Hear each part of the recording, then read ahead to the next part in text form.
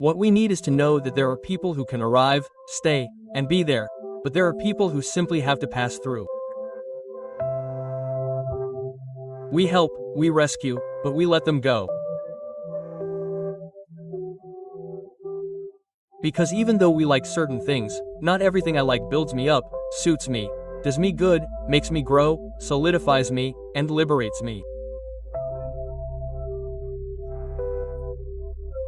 On the contrary, it can produce subtle, addictive emotional enslavement with domination. That's why Paul says, "But I will not be mastered by any of them, not only by them, but by anyone." The question now is, what are we going to do with this understanding? And what visions are you creating on the horizon of your life?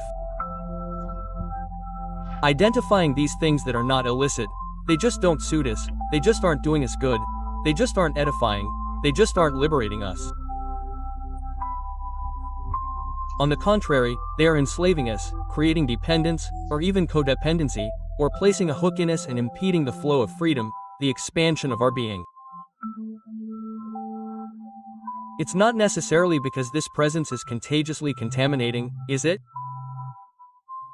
Because, not being your calling to care for and treat it, be careful with what enters your life and becomes nothing more than dead weight.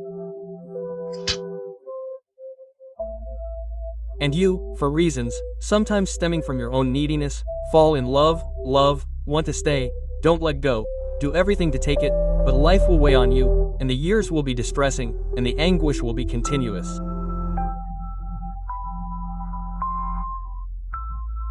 And, at the same time, you find nothing burdensome, in the extreme, to justify, through the weight and the shock, your need to cut and separate.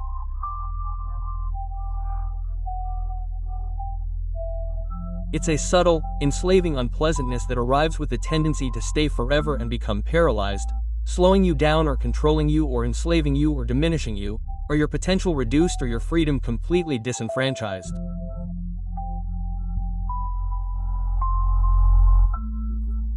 What I had to tell you in all simplicity was simply this.